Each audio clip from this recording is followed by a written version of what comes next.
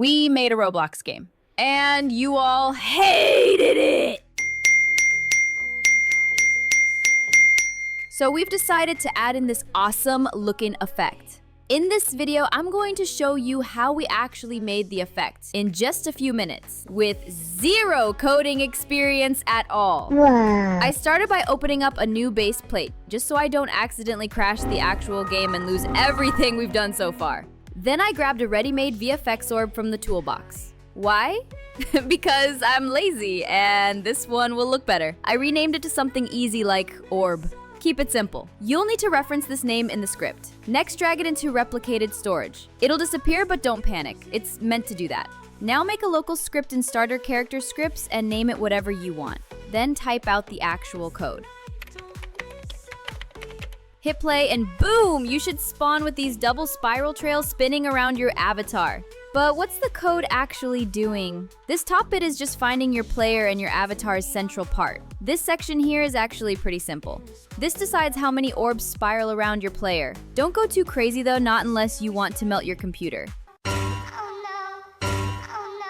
The radius decides how far away the particles are to your avatar, and the height decides how high the spiral stretches up. After that, you have this section which is telling the game to make all the orbs, spread them evenly, and then every frame update their position. This is why they move with you in real time.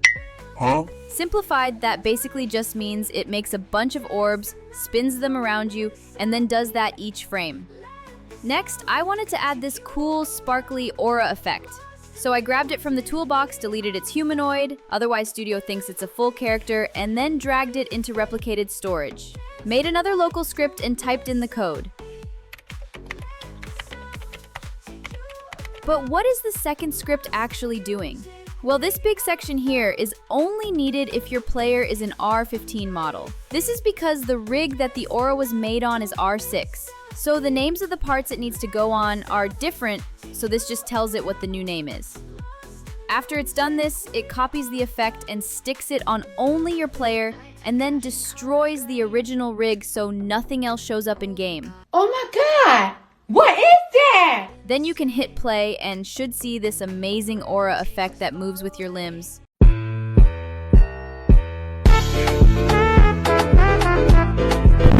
So you may be thinking, well, how do I combine these two scripts so they work at the same time? This part is a little complicated, so pay attention. You need to find where the scripts are and click Enable to On.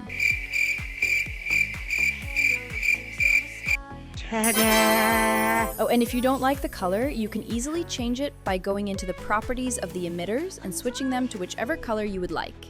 And now it looks like you have a completely different effect. Would you ever use this in your Roblox games? Let me know your honest opinions in the comments. I hope you found this video helpful, and if you enjoyed it, then please leave a like and subscribe for more content.